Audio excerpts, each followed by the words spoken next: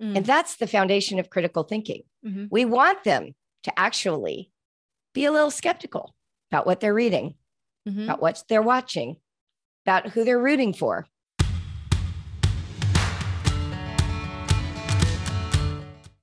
Ladies, welcome back to another episode of Mom in Process. I'm your host, Amy Cawthron, and of course, it's Thursday, which means we have an interview today. I bring you an incredible guest, one of the most exciting guests that we've had on the show. I have been anxiously anticipating having this amazing woman come on, and I was really looking forward to the conversation and being able to ask her some big questions. So without further ado, I am interviewing Julie Bogart today, and we dive into her latest book, Raising Critical Thinkers. A little background information on Julie. If you are not familiar with her, she is very well known and respected in the homeschool community as she developed a beautiful writing curriculum called The Brave Writer. I first got to know Julie through her first book, Brave Learner. And not only did I read that book, but I stinking devoured it. I wrote in all the margins. I underlined so much stuff. I mean, I wrote in that book. I flagged that book. I had tabs in that book. In fact, when I loaned it to one of my friends recently, I had to pull out all of that stuff. I mean, I was like apologizing. I'm sorry that this book is a little bit of a mess, but I think you can tell how beneficial it was to me as I started out in this journey in homeschooling. However, Julie and I are, as much as we're discussing homeschooling, the topic really isn't focused around homeschooling. The topic is focused around her latest book, Raising Critical Thinkers. And we apply that to not only ourselves as mothers, but also how we apply that in our parenting towards our children and how we raise critical thinkers when we are struggling with that concept ourselves. And we talk about the heavy conversation or the big conversation of does this apply to homeschoolers as well as traditional schoolers outside of the home? And the answer is yes, absolutely. And she gives us some beautiful, incredible examples of how to apply that. I ask her some really big questions, some heavy questions. Julie doesn't shy away from answering them at all. She gives us some great examples of how we can apply this to our own lives. And then also she guides us in how to apply this in our children's lives. So again, this is a book that I have read. I absolutely love it. And I have so much respect for the work that Julie has done and the concepts that she has brought to us as not only homeschoolers, but women and especially stay-at-home moms in general. This is a conversation that you don't want to miss. This will shift your mindset and your perspective immensely, especially in this day of age and what we're going through in our society right now. Although this book wasn't written specifically for the craziness of our world in this moment, this is 20 years worth of work that Julie has been working on and bringing to us up to this point. And it just has come at such a beautiful, perfect time where we can grasp onto this and really help lay the foundation for our mindset as well as how we raise our children in the future. So please grab a cozy beverage and join Julie and I in this much anticipated conversational journey. Julie, welcome to the show. Thank you so much for coming on today. And let me just add that it's an absolute honor and a privilege for me to meet you. When we were chatting just a minute ago, I had told you I had my 2 seconds of fangirl moment. So I'm so, like I said, just so honored and privileged to have you come on and speak to my audience. So welcome. Well, thanks for having me, Amy. It's lovely to meet you. Yes, I'm really excited to dive into this conversation today. And I have some big questions for you that I think will lead into just some conversation. And if you're up for the challenge of answering my tough questions, the first one, I'm just gonna dive right into this because I think this is gonna lay the groundwork for the preface conversation, I guess, for everything we're going to dive into in the rest of the conversation. But I want to know first and foremost what it means to be a critical thinker. What does that mean? It's a great question. And of course, I get it all the time. For me, the ability to be a critical thinker does not mean that you are critical of the other guy's bad ideas. Like that isn't the core of critical thinking. It's not the ability to discover what's wrong with everyone else's thinking. It's the ability to evaluate evidence or information that comes to you while you notice your own bias kicking into gear.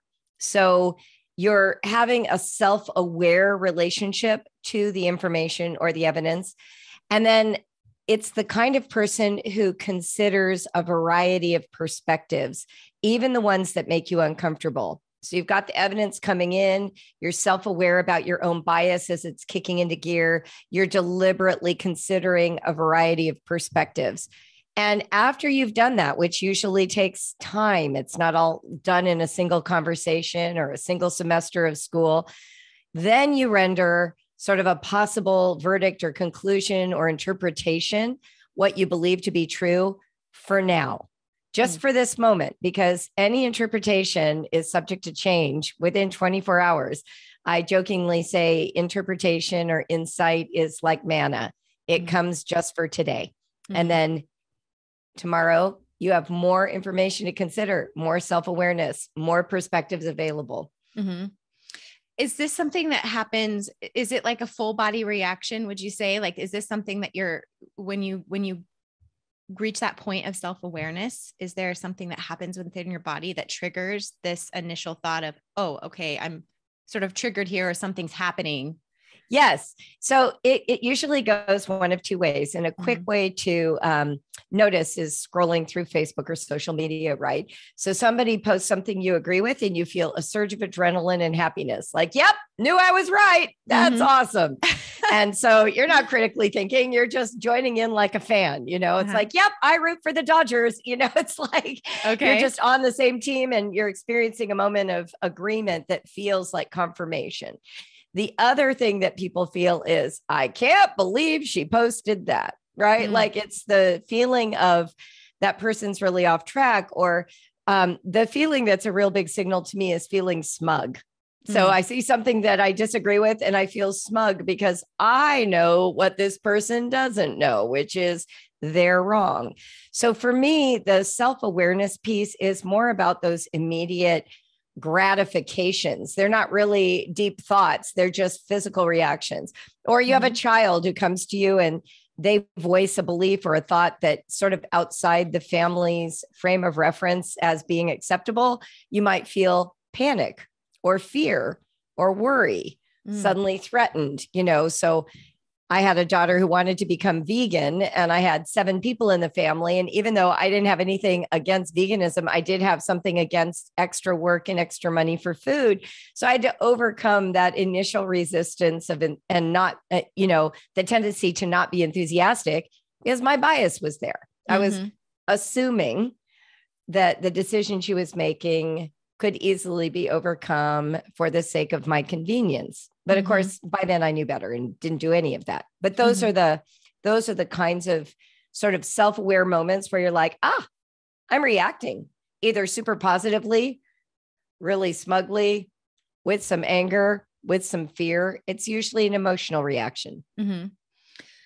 So this is so interesting for me because there's 2 different ways to have this conversation, because there's the conversation of like, how to apply this in adulthood. And then there's the conversation of like, let's apply this to our children. And as stay-at-home moms, we're with our children 24/7. So it's interesting because as you're talking about this, like social media aspect of it or news aspect of it, I have a 8-year-old, a 6-year-old, and a almost 3-year-old. So I'm like, okay, I think I struggle with critically thinking. So how do I apply this to me? But then how do I apply it to my kids who haven't quite shifted into that next level? So what are your thoughts on that? Oh gosh, I love this question because when I wrote the book, it was like I was writing to 2 audiences in the same person. So I knew that I had to help the adult understand what critical thinking actually was and felt like before I could expect them to do it with their children. Ironically, I include tons of activities to do with kids from 5 to 18. I divide them into 3 different sort of age ranges. Mm-hmm. And the activities are things like grammar and poetry and, taking a viewpoint in a fairy tale. I did not talk about political issues. Like the book isn't about politics, which I think is very important to understand at the outset. Mm-hmm. To become a critical thinker that leads critical thinking means to take advantage of the opportunities you have in your own life to think about how you think, but then also simultaneously to create those opportunities for kids. But of course, their critical thinking isn't going to be about a social issue. Mm-hmm. It's going to be like one of these. You say to your child, time for dinner, go wash your hands. And your little 6-year-old says, I hate washing my hands. And you're like, nevertheless, go wash your hands. And your child says, I don't want to. Here's an opportunity actually for critical thinking practice. But what we usually do is we go into parental propaganda program, right? Mm. We've already decided washing hands is essential. We go into, there are these invisible things called germs. You can't see them. They're on your hands. If they get on your food, you eat it, you'll get sick. Mm-hmm. So we tell them some kind of story and it's based on some authority that we really haven't vetted. We just believe is true. Mm-hmm. And our child is over here. They have 2 choices to, quote, obey or disobey. No chance to critically think about what you're offering them. Mm-hmm. They are just learning to agree with an authority or secretly disagree and cooperate anyway. If you want to turn it into a critical thinking moment, though, you could pause and say, oh, you don't want to wash your hands. Why is that? Well, I hate the water. Oh, you hate the water. What about the water? Is it too wet? Mm-hmm. Is it too cold? Is it too hot? And they're like, well, I don't know. Well, let's find out. I'm going to get a thermometer and let's start measuring the temperature while you put your hands under and see which temperature you like. Mm-hmm. So you get your kids' hands under there and they're experimenting and you're calling out thermometer readings and nothing changes. They still hate washing their hands. You're like, all right, what about hand sanitizer? Dries really quick. Is it the wetness? They're like, no, I hate hand sanitizer. It's too sticky. Mm-hmm. Meanwhile, while all this is going on, you're probably remembering that this same child just ate 3 Cheerios off the floor like an hour ago and is not sick. So as you're doing this process, your own understanding of what they're vetting is changing. You're like, actually, do I know that they'd get sick if they don't wash their hands before dinner? Is this just a habit, a tradition? Right. So by the end, you might be like, well, let's look up other things that kill germs. And you find out heat kills germs. So you decide, no more hand washing. We're just going to blow dry our hands before dinner this week and see how that goes. Mm-hmm. But finally, you could even roll the dice. You could say to your child, you know what? This is just a tradition and a habit from the science I know. Until I get a microscope and show you the germs, you don't have to wash your hands. We'll see if you get sick. What's the worst that can happen? Mm-hmm. Now during COVID, of course, maybe the worst could happen. So now you've got to actually engage. Go get the microscope, show them the germs, help them understand, give them, mold growing on bread experiences, help them see that the invisible is real. Mm-hmm. But if it's just garden variety life, we just don't give them enough opportunity to collect data, to compare their own experience, to share with us their reasons for the way they're thinking. We're just busy in override mode. Like, no, that can't be true. Mm-hmm. So critical thinking doesn't start with big social issues and politics and whether or not we should enter the war in Ukraine. It starts with why a child doesn't want to. Mm-hmm. That's a great place to begin. Mm-hmm. Yeah. And I love this because I'm in the why stage with my toddler. Why?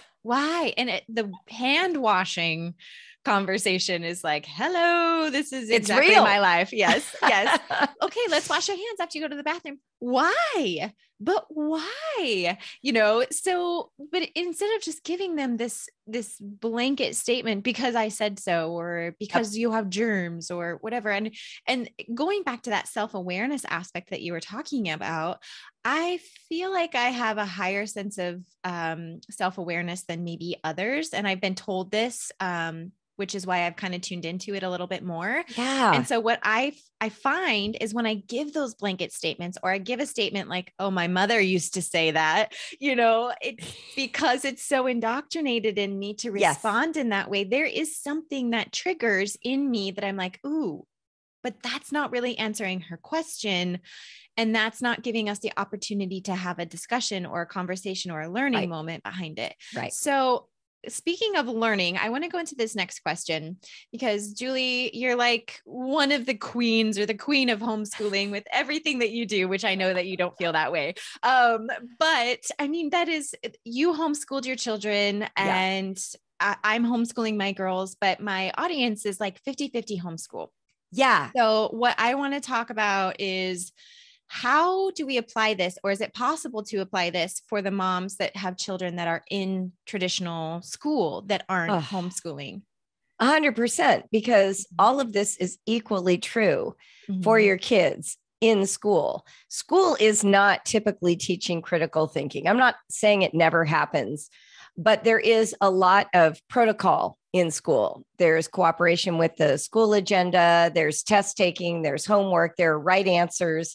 You know, you in a class of 30 students in a multiple choice test, all 30 get the same answers right or wrong. Like there isn't, well, these 5 answered letter B and these 5 answered letter A, and I understand the difference between their decisions, so they all get credit. No, it's either letter A or letter B, and everybody is judged by the same rubric. So there's a feeling in school of there being a right answer, of there being an authority that you have to trust, of there being mastery of meaningless material, like whether it means anything to you or not, you have to master it for the sake of this teacher. So that's really working against critical thinking. Where school is beneficial is that there are 30 students in the room from 30 different families. And, you know, when you're homeschooling, there's only your family. So it's very easy to be sort of myopic about the parental perspective and not recognize that there are other stories informing the relationship to the topic. What you can do as a parent in either setting is include other perspectives when you're talking after school, taking your child's disagreements seriously, or like if you have a child who comes home and they've gotten an answer wrong on a test and they feel convinced that their answer was right, to not just go bowing to the teacher's authority, but to actually hear your child out. And if it makes logical sense to you, follow up with the teacher. This happened, and I put it in my book with one of my colleagues on staff. Her child got this one, quote unquote, multiple choice answer wrong. The multiple choice question was, what unit of measure would you use to measure this illustration of a tree? So there's a tree drawing. The options were feet, centimeters, quarts, or kilometers. So first of all, kilometers and quarts are not the units of measure for length. So clearly those were not the option. The right answer was feet. You were supposed to assume that this illustration represented a tree in the forest that was tall, and therefore you should measure it in feet. But the student thought they were asking how to measure the drawing of the tree on the page, which is the most logical interpretation. Yes. Tell me the unit of measure you use to measure this. Yes. And this is an illustration in centimeters was the right unit of measure. So this mother actually had a conversation with the principal and the teacher to demonstrate the logic. But I took it even a step further in my book, because the more I thought about it, the more irritated I got. Some people might measure a very tall tree in centimeters if you were tracking growth or the progress of fire ants. There are reasons to use centimeters to measure a tall tree. They're both units of length. It's not wrong to use centimeters. So what this test was asking for instead was not critical thinking, but to guess the objective of the test creator and supply that information without it having been disclosed to you. And then to use their logic, the logic story they're creating in this test, to generate the correct answer. For kids who are nuanced thinkers, who see differently, especially kids who are somewhat artistic and perceive, they will discover all kinds of answers that a linear sequential thinker will not notice. I, famously did very poorly on multiple choice tests, but I did tremendously well on essay tests because I was always looking for the exception, the one application they didn't think about, because I was worried I'd get the answer wrong. And that worry led me to getting the answer wrong over and over again. So when we think about school, what you can do as a parent is support divergent thinking, support bringing other perspectives in, listen when your child feels overlooked or that their position was being minimized or somehow squandered for the sake of the whole. Those are places to begin. Okay. I love that. Thank you so much for answering that question. And also, I mean, really bringing to light that one of the cons of homeschooling is our social indoctrination of our children because of what we know within our homes or what we've come to know and what we believe with our values. And so we have to be very intentional as homeschool families of exposing them to other perspectives. I want to give a quick example of something that happened this morning, actually, in school. And it completely brought up this story that you have in your book that I loved when I was reading your book. Because I actually went through that as a kid also when I was in school. I grew up in public school. And so us homeschooling is like a whole other, totally different than how I grew up, which goes against all of everything that we knew. But same with my husband. But Gracie, my oldest today, had a question in her curriculum. She was working on her spelling, and the picture of the object that she was supposed to spell was a rope with a knot in it. Well, everything we were working on, the KN spelling. So yes. Night, knot, knee. So she got through them and got to this and started to write rope, and she spelled it ROPE. She didn't finish it. She did RO. And I said, I think what they're looking for is not, but you're not wrong. So it's up to you which word you want to write. So I kind of left it up to her, and she's very literal in a sense. And so she was like, no, I can't have it wrong if this is what they wanted. So she erased it and wrote not. But if she were in school, nobody would have been with her to sort of talk about the options or encourage that other perspective. And so it was just one of those moments that I was like, oh, Julie talked about this in her book, And so it was a really cool moment to have with her, to see that, and for that to just kind of come full circle and really sink in a real life experience. Yeah. And actually, as I was listening to you, so one of the things that you can take forward is to not even supply it. Maybe you didn't, but like you could say, well, that's interesting. It is a rope. Let's look at these previous ones. What do you think this page is driving for? What do you think they're hoping you'll learn by the end of this page? And give her the opportunity to sort of pull that through, because she might have had the epiphany in the moment. If she had seen, oh, night, oh, knife. Oh yeah, there's, you can even take it to the next level if she's not getting it. These have some things in common. What letters do they have in common? What sound do they each make? And start to draw it out, because part of what's going on for most of our kids, especially with workbooks and worksheets, is that they're trying to guess. Critical thinking is drawing conclusions. It's deducing. It's making those inferences. So whenever you can add, another 10 questions, you're on track, right? Yeah. And even if they're leading questions, like one of the things that I know in my company, Brave Writer, we talk a lot about teaching punctuation. Punctuation is literally another language. And yet we teach it by rule, but we would never teach to speak by rule. Right? We would not say to a baby, you said the word nana, but it's actually banana. It's a noun. It goes in a sentence. It has to go in this order. We just say nana, nana, and we feed them 6 bananas. And then, later they say meat, want banana. And you're like, yay, I know you want the banana, right? And you just keep building. So when we're talking about how to respond in these circumstances, we want to be enthusiastic about what they offer. And then we want to support them in more discovery. So when we do punctuation, for instance, I always tell parents, it's a series of dots, lines, and curves. So a place to begin is just even noticing, like circle all the dots on this page. Where did they show up? Are they in the middle of words? Are they at the end of words? Are they above the words? Are they below the words? Well, they seem to be at the end of a certain word. What comes after that? Well, there's a capital letter. And so then you can even show them, okay, I'm going to put a period and a capital right next to it. Is there anything missing? Oh, there's actually a space there. That's right. Okay, what about curves? Where are the curves? Well, I see some up high and you think, oh gosh, I thought I was teaching commas, but she just noticed an apostrophe. That's true. It looks just like a comma. It's a comma in the air.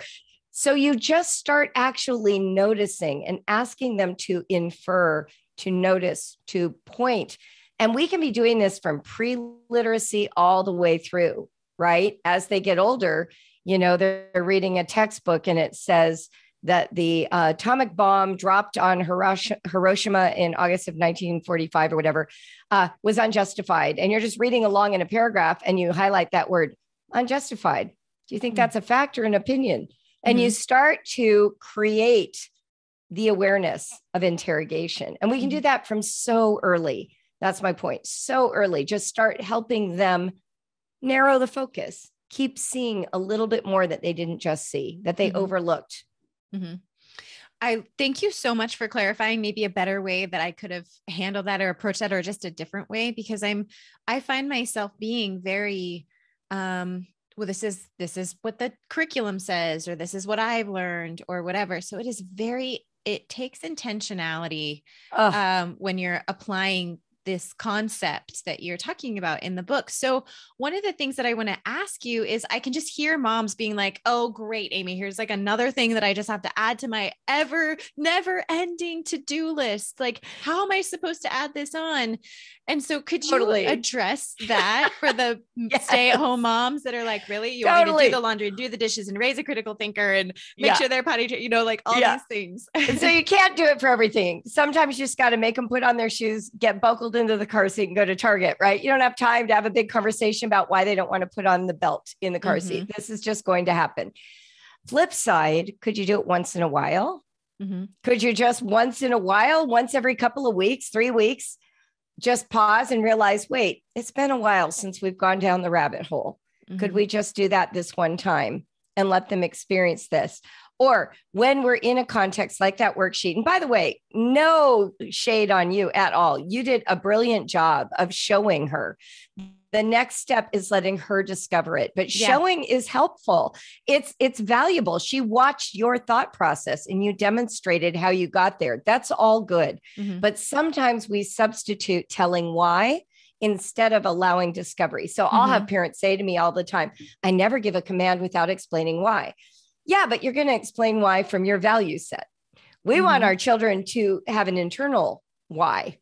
So instead of it just being they're washing their hands, like for instance, maybe we say germs, but the thing that really would motivate them to wash their hands is play. So they have the pretty bubbly soap. And yet we're over here on our high moral ground of it's got to be because of hygiene. But, for a 6-year-old, hygiene isn't the highest value yet, right? It's why we throw them in a bathtub with a popsicle. Neatness is not their highest value. So we just take away that as a problem. Right. And let it melt. So we can do those kinds of things. We're trying to help our kids. Just ask that one extra question, but you don't have to do it every day. And you cannot do it with everything. In fact, I have 5 children, for those who don't know. And I discovered early on that focused eye contact attention was really important in their lives.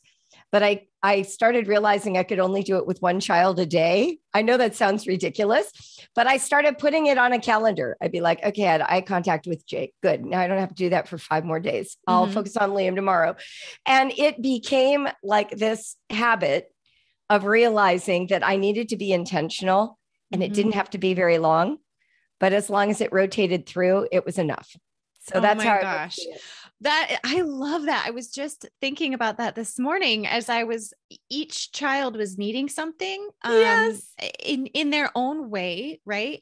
But I would hear, Mom, can you help me? Blah, blah, blah, blah, blah. Okay. Do that. Hey, Mom, could you help me? Blah, blah, blah, blah, blah. And then Lily, Mama up.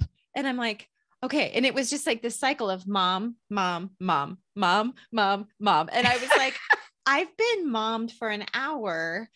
And so, and I'm like, in the meantime, I literally am trying to do the dishes, but, and it's not there's nothing wrong with it. They weren't wrong. They each had their own individual question, but I was thinking actually about you. And I have also a friend, Nicole, she has 8 children. And I'm like, how in the ever loving heck do they do this all day long when you're like, mom, mom, mom. But if you can release the pressure of needing to actually focus on that eye contact for each one of them all day long. I mean, I love that tip. Yes. So much. One of the things that I was thinking about with the hand washing thing, And you can correct me if I'm wrong. No, I want to hear. Yeah. So one of the things that I was thinking about is, so I have, like I said, I have an almost 3-year-old, so 2-year-old, a 6-year-old, and an 8-year-old. So one of the things that I think about is like, okay, for the 2-year-old, we're really just establishing it as a routine without really explaining why. So like, I'm just approaching it in a routine way. And then when they get old enough, like the 5 and 6-year-old, and they're like, I don't want to wash my hands, or, they're kind of pushing that button, or why do I need to wash my hands? But I don't understand because we haven't done like the bread germs science experiment, so that's an opportunity at that age for me to really take a couple of minutes and dive into it with her, just in this specific example, That's right. Then Gracie at 8, kind of piggybacking on what you were already saying, if she starts testing me, well, I don't want to, because she's kind of at that age where she starts to push back a little bit. Yes. Then I can ask the questions, well, why don't you want to? Well, could you remind me again why we've learned about washing our hands, or the importance of washing our hands? Like I could prompt her to go a little bit deeper on the work that we've done when she was like 4, 5, and 6, I guess, is kind of what I was thinking about in my age group. Yes. I love that you broke it down to the 3 ages. So with the 8-year-old, before you would go for, can you remind me of why? Because at that point, what you're doing is you're asking for a recitation of your reason. Okay. So what we want to focus on is, like I said, helping grow an internal motivation or even understanding that is for them. Mm-hmm. So if this were truly an issue, if it's just silly, like, I just don't feel like it today, you can remember, in our family, we wash hands. It's just what we do. We're rolling the dice. I don't have time for you to be sick. Right. That's the kind of stuff that we say. But if we've decided that this is one of those issues we'd like to go down the rabbit trail, we could say, well, that's interesting. I'm going to get a clipboard and a pen. They love clipboards, by the way. The second you've got one, they will be so official with you. Please list for me the reasons hand washing is unacceptable to you. I'd like to take notes and think this over. Oh my gosh, I love this. Yes, your child is immediately going to make up a whole bunch of stuff they weren't even thinking about, but they're going to say things like, well, I'm too short to reach the handle. Well, that's actually valuable information. They're tired of you lifting them up, and they actually just need their own footstool they can drag over, but you never thought about it because you're in a habit and it feels comfortable. And yet now she's 8 and she wants a little more independence, but you thought she didn't want to wash her hands. She just didn't want to be short, right? Or she might say something like, I don't know, I just hate it. It takes so much time. And then it's like, you're in here supervising me and I just don't want to. So it'll be a mixture of feelings, a few little pieces of data. You're just jotting it all down. What else? Oh, tell me more. What else? You know what? This is a thinker. I'm going to go make a cup of tea. Why don't you go watch Bluey? And I'm just going to think about it. And let's come back and talk about it in a little bit, because I want us to solve this so that hand washing stops being a problem for you. And yet we still do it because it matters to me. We're going to figure out a way for this to be good for both of us, like that. By doing that, you're valuing your child's considerations. And that's the foundation of critical thinking. We want them to actually be a little skeptical about what they're reading, about what they're watching, about who they're rooting for, about where they get their information, right? We don't want them to only mom you to death for the rest of their lives. They can have their own, show them how to Google. Let's look up hand washing. Let's find out more about it. Yes. Right. Like I said, you can't do it for everything. I'll never forget my homeschooling mentor. She's about 9 years older than me. So her youngest kid was the age of my oldest. So she had slightly older kids. I wrote about her in The Brave Learner. Her name's Dottie. And I'll never forget one time she called me and she said, we had the best homeschooling morning. And I said, oh, really? What did you do? And she says, well, this morning, one of my kids started reading the ingredients on the cereal box. Now, mind you, this is before the internet. Okay. Today we would just go Google. They called Nabisco. Oh my goodness. And this customer service agent answers the phone and her 10-year-old son is like, so what is maltodextrin? Tell me more about EDTA. And the customer service agent's like answering the questions. And she's like, we got into this whole thing about what's real food, what's added, why is it added, is it safe? They went to the library, checked out books. It's that, right? Like, what if he just said, well, what's maltodextrin? And she just said, oh, don't worry about it. It's just an ingredient in your food. Eat your cereal. Right. So I think we miss opportunities to kind of go down the rabbit hole with our kids because we're in a hurry. So just seize them once in a while. When you feel your energy surge, take advantage of one. I love that reminder so much. I mean, we get so sucked into do and go. And we don't have that mindset of pause, slow down, embrace this moment. And I know, and you've already mentioned, like, we can't do that all the time. We got to get to the dentist. You need to get in your car seat, and I am going to do it for you. And then we'll have a discussion with it later, or about it later. But there are moments, dozens of them, that we could take a couple minutes, for example, like when you get to the dentist office, you could say, okay, so, and ask about the car seat. When you're waiting in the lobby, instead of pulling out your phone and scrolling through social media, you could take that time, or when you're in the car on the way there, to just have the conversation about it and say, okay, I'll take note of this next time. Or, are you just really excited? Because, for me, I found out with Lily too, with the car seat scenario specifically, she kept getting upset. Well, I finally figured out it was because she wanted to do the buckle, because she had finally figured out how to do the buckle. It wasn't that she wanted to keep trying to do it. It was, Mommy, no, I know how to do it. Like, I want to do it because I know how to do it. So just those moments. And as I was reading your book, one of the things that I kept kind of coming back to, because I wanted to just sort of sum it up simply. And I know that seems very naive, That's okay. But I was like, no, for me, it's really a mindset. It is a mindset in how we approach our days and how we approach conversations with our children. In that, for me, they are 2, 6, 8, or for some of my other listeners, maybe they're 10, 12, 14, teenagers, whatever, but they're still an individual.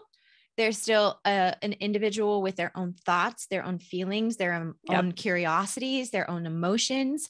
And so for us to just go in and say, my way or the highway, sister, is not embracing one of the foundational aspects that we want all of our children to be, which is that self-aware, critical thinker. So for me, it was like, not so much doing, kind of going back to what we were talking about before for the busy moms. It's not so much doing. It's more of a mindset shift in how can I approach this conversation? How can I approach this situation differently with more intentionality? I think so. I mean, the subtitle could have been 1,001 questions you could ask, right? Like, I have a lot of questions, but the reason is because I'm trying to get you in a habit of how to think when you're around your kids. So instead of going to the easy answer all the time, which is solving the problem to move on, it's actually setting up a little campfire there. I'll give you another example because this one's very easy and all your parents can do it immediately. So my kid's dad was a literature professor. Of course, I run Brave Writers. So both of us are kind of nerdy around writing and literature. So when we would watch movies with our kids, whether it was Shakespeare or Disney Channel, didn't matter. John would often hold the remote and he would pause a few minutes in. Okay, who are we rooting for? How do we know? How do we know who deserves to be rooted for right now? Are you sure it's him? Could it be her? What about that guy? And then we'd move a little further in. Oh, well, who do we not like? Who are we rooting against now? Why do we know that? Who made the decision that was someone we shouldn't root for?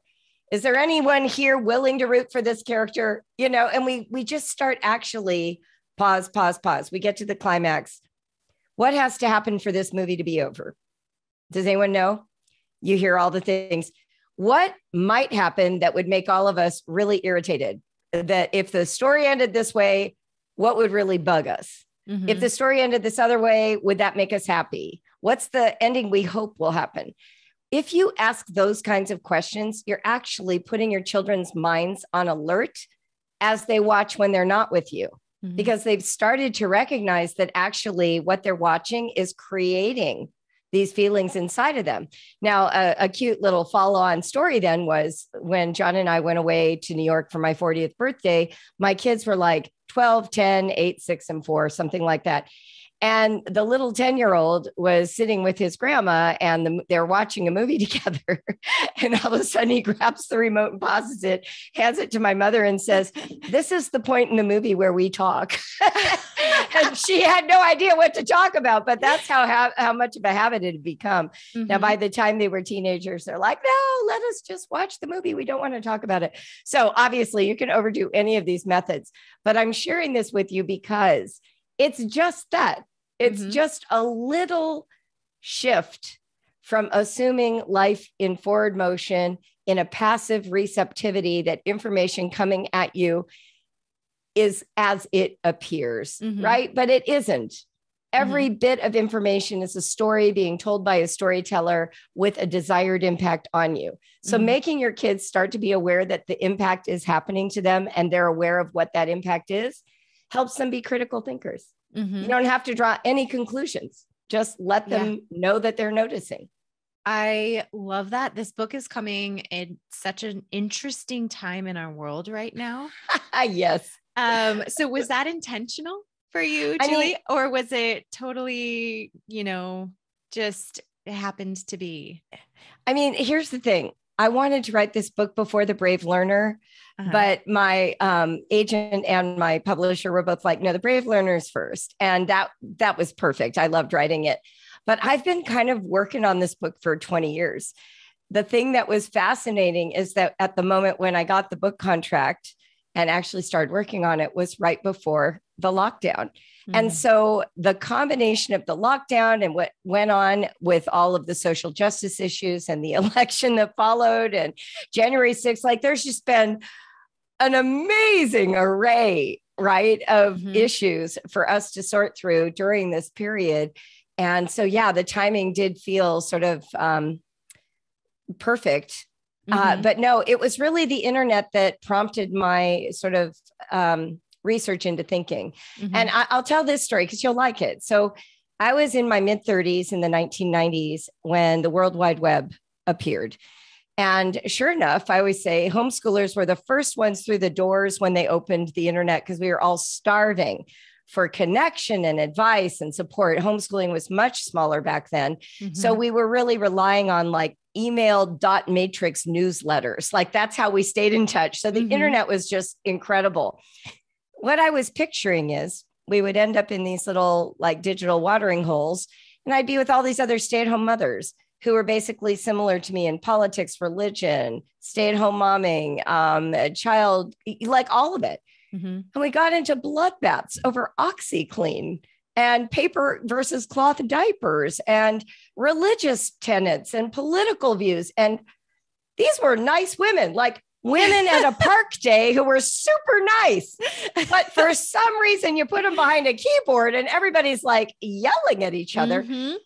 And this is before we had language like trolling, like we knew nothing. There were no pictures, so we didn't know what each other looked like. But boy, were we the keyboard warriors. I lost so much sleep, worried that I didn't answer someone correctly or, angry that someone had called me out on an issue. And I just very quickly thought, well, what's going on here? Why did we all expect we would agree? Why did we expect that? One, why are we angry? Two, when we can't convert anybody to our views? And three, why do we feel free to tell them? At a park day, you kind of get near the edge of that mixed belief. She's a bottle feeder. I'm a breastfeeder. She had a C-section. I had a home birth. We just kind of acknowledge those differences and then talk about, the latest sale at Gymboree. Like we just avoid it. Right. So the internet for me is like, we're all in PTSD. Like for 40 years, or 30 years, whatever it is now. I think that's what's going on. So I got interested in thinking. How do we think? Why do we think? Why do we think we're right? Why do we think others are wrong? That's really what led to this book. And did you start? I love that you shared that story, by the way. Thank you so much for that. So did you start applying this immediately or start kind of testing this out with your kids as you guys were at home? I think I've always been bent this way. I was a history major in college. My dad's a lawyer. I was married to, a great conversationalist. I think I've always been bent to ask questions. So yes, I think I raised my kids this way, but I will be also equally transparent that I was in a very strong ideological camp when I started homeschooling. And I remember my kids asking me questions I couldn't answer. And that was a really big moment. You know, you're reading about Columbus and it's being reviewed in this glowing terms. And then you pull out another book and it talks about these atrocities. And they're like, so was he a good guy or not? And you're like, gosh, I don't know now. Let me go find out. Yeah. I remember when I was supposed to be teaching them, you know, kind of the United States. And we had gotten into this. We lived in California at the time. We had gotten into Native American history. The mission history and Native American history is a big part of fourth grade in California. And so I was reading all this stuff. And the next thing you know, I'm like, you know, the Battle of Little Bighorn, and I'm trying to understand Custer's Last Stand, and I'm putting my kids to bed at, you know, nap time and making them stay in their rooms extra time so I can keep reading because it was so interesting. And I got to this moment where I was like, I'm going to teach my kids differently. Like the curriculum is talking about the United States, but like we weren't the first ones here. So I actually still have it on my wall in my family room, but I redrew North America based on the various, like the Plains Indians, and that, like, I have each region colored in differently, and that hung on our wall for years. So I was constantly provoking myself, I guess. I like to say that for me, homeschooling was as much an education for me as for my children. All the things I thought I had learned at UCLA got revised, right? This is why I say I don't think anyone hangs on to the same position forever. You start reading, you learn more, you hang out with other people. So yeah. But did I do it perfectly well? No. Did I abuse and shame my children? Yes. I wrote about it in my other book.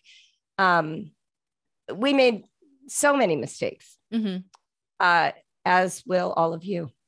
But the key is recovering from them. Yes. And I think that the grace comes for us when we know that we really tried our best with the information that we had available to us. Agreed. Which is this podcast is helping us grow and helping us shift. And the idea, like Mom in Process, is this idea of a fluid motherhood, right? It's always shifting and it's always changing. And so if we know a little bit more, okay, maybe we can pivot. And you touch on that in the book too, that it's okay to change your mind.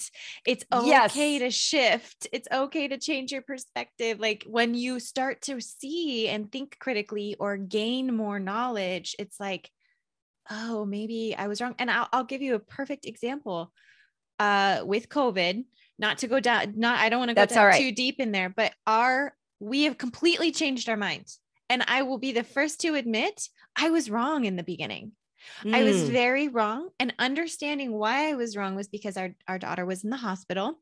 And I think I've shared this on the podcast for my audience too, but my daughter was in the hospital. So we're coming at this from a very fear-based, perspective. And this is just how we were. And I now see that there is more to the story than just A.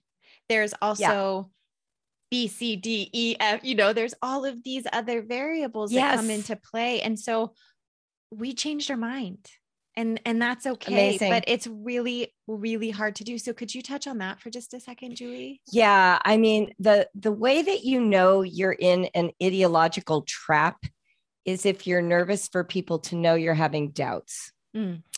So if dissent isn't tolerated in your marriage or your community, or your friend group, or your online membership group, if dissent isn't tolerated, you're in an ideological space where it's not safe to have thoughts outside that group. So what we want to do is be in positions where we actually can have dissenting thoughts, because then we actually can make the most use of all the available information. I like to say that you only change your mind when where you are is no longer tolerable. So when people are worried that they might lose their faith, or they might switch political parties if they get too close to this issue, what I like to remind them is you're already right next to that line if you're even having that thought, because you're just trying to prevent a doubt. You can't cheat the dark gods. They already live inside of you. I give this example a lot because I think it's helpful. I didn't write about it, but I have shared it verbally. There was a time when I was reevaluating some very core beliefs in my life. And I knew to talk about them out loud was not okay. I first started talking about them online. I got kicked out of homeschool groups. I got kicked out of conventions. Then I started talking about them in my marriage. It was not acceptable to do.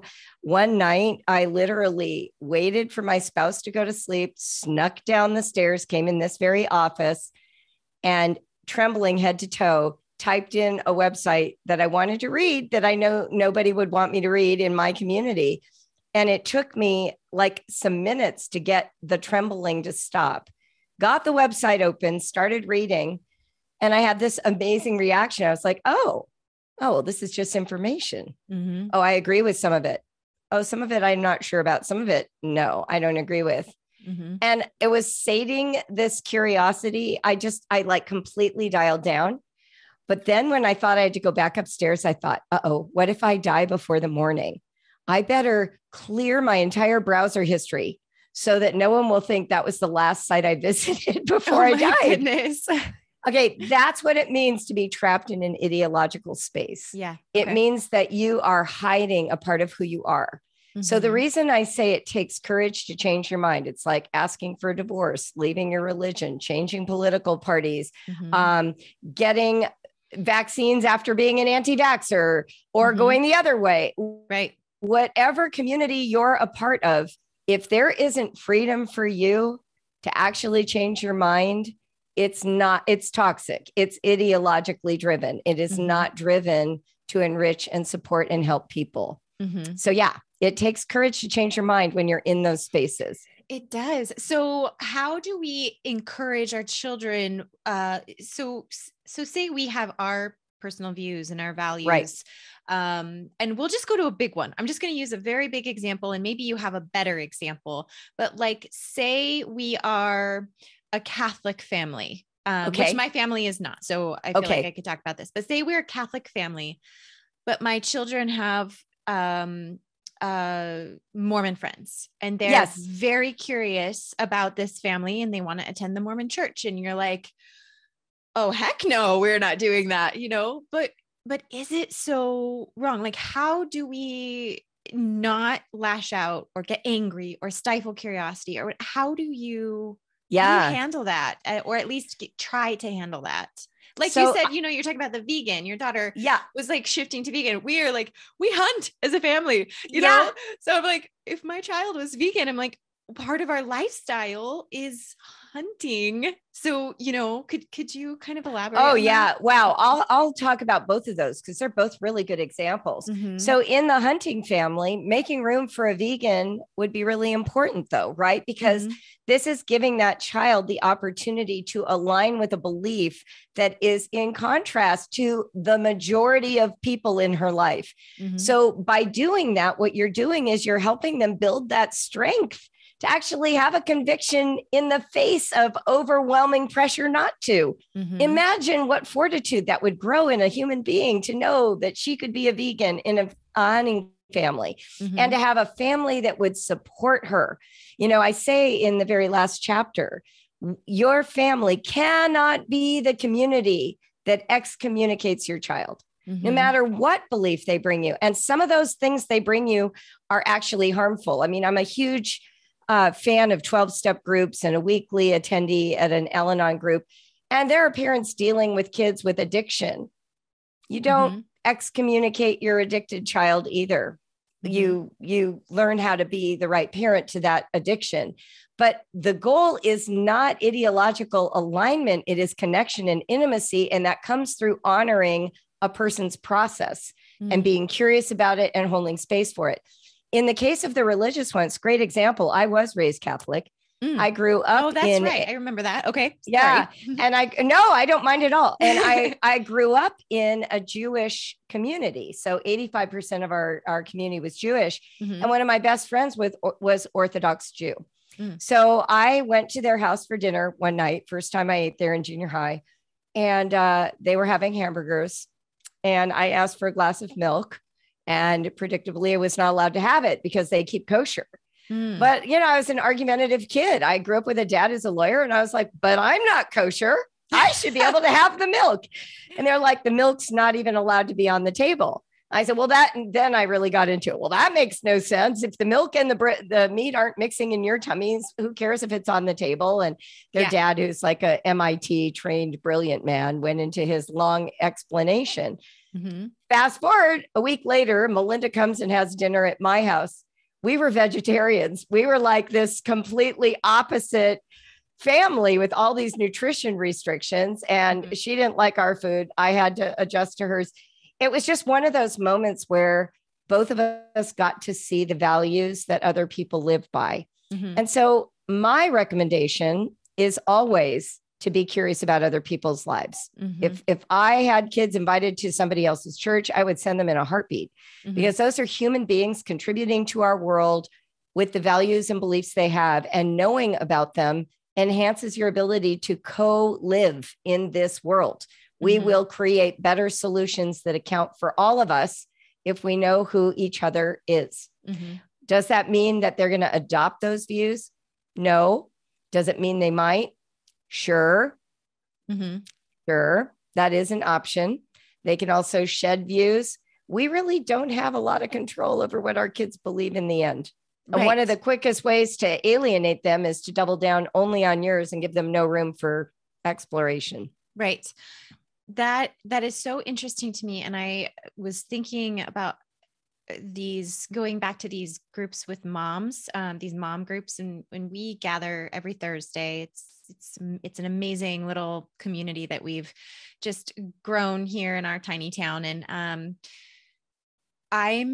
I call myself nosy, but I'm really just curious because I love other people's perspectives. And I love I would love to take a religious studies class because I want to know so much about all of it. And the beautiful thing about this moms group is that everybody has different backgrounds. Everybody has different careers that they were in or weren't in, or religious beliefs or upbringings, everybody's different. And so, I ask the questions and I ask the reasons why. I always preface it like, I'm not trying to be offensive I'm just genuinely curious about you and your family and your beliefs because I value our friendship. And so I ask these questions, but I may be a little more, what would be a good word?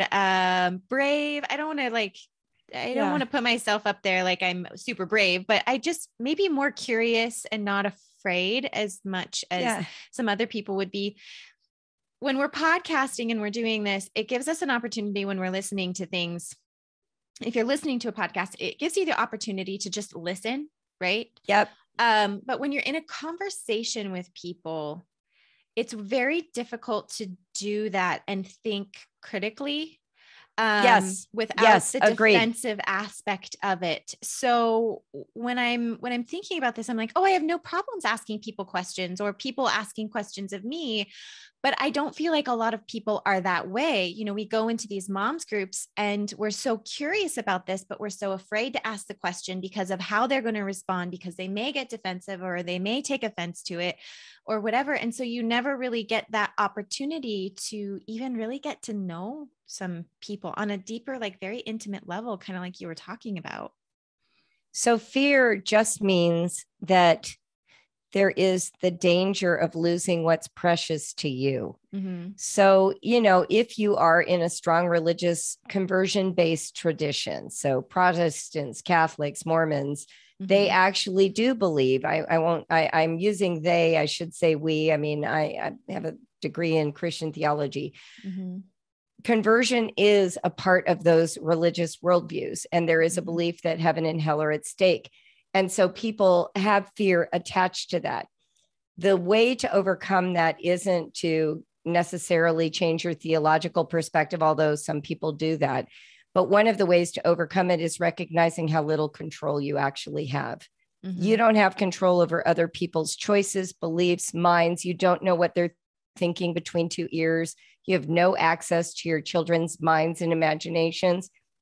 And so if I come from the perspective of, I'm curious to find out what's happening between their two ears, if that is your goal, if you're not there to convert them, if you're there to get to know them, then you can keep a meaningful distance. You can sort of put a wall up between your views inside that are good for you and open the half of your brain that is just seeking more information, the same way that you would study any subject that you're doing in school, whether it's a social movement or a historical period or all the animals at the zoo, not to compare humans to animals, but you understand what I mean.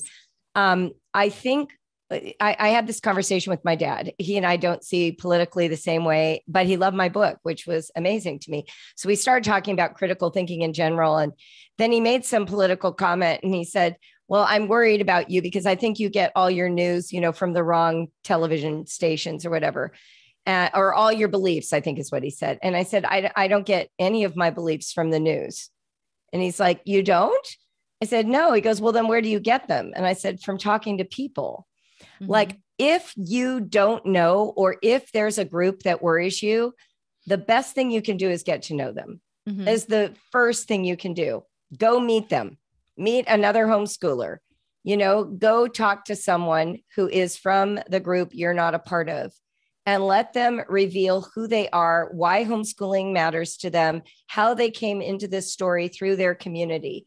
And it's not just even about finding common ground, but it is finding common humanity. You will notice that the drives that animate them are similar to yours. And for me personally, that has been the key way that I have grown my relationship to others. I'll give you one more example, and then I don't know what else you have to say, but I lived in Morocco for a number of years. I was Christian. I was there. The country is Muslim majority, and we lived across the street from a mosque. 5 times a day, the muezzin would come on and sing the call to prayer. And I thought it was just beautiful. I actually really came to love it. And one day I was like washing my vegetables in bleach because that's what we did. And I kind of a mundane task. And the call to prayer came on. It was like the midday prayer. And I suddenly just had this awareness. What an amazing thing that 5 times a day in this country, every person, Muslim or not, is reminded to check in with self or with God or with their spiritual self, to transcend the ordinary. That's what I'm talking about. It's being able to get behind, not is the call to prayer right or wrong? Is it God's words or not? These are questions that can be debated. People can have those discussions. But if you want understanding, go for what value creates for the people who hold that view. When you're in conflict, ask the question, what beautiful picture of life do those views help you paint? Because weirdly, even somebody who commits crimes thinks that the crime solves the problem to create a better life for themselves. So our goal is to get behind the story, to understand how this animates life for that person. That's a great place to start for thinking. And honestly, you have the perfect environment. It's your children. Be curious about how they're making sense of their lives at this stage in the journey. Don't worry so much about where they'll be at 18. I love that so much. That helps me just in my personal life. And I'm sure that this is going to help so many moms on not only just a personal level and in conversations with other moms, but also just as mothers and how we are raising our children and just kind of that mindset behind it and the intentionality. And Julie, your book is beautiful. It's definitely very apparent that, you've worked really, really hard on it, and it shows, and it's changing people's lives. And I really hope that it does. I mean, it's already shifted my perspective in just the last month that I've been reading it and working through it. So thank you so much for all of your insight. Would you like to leave the audience with one last tip, one last, mom to mom hug or insight?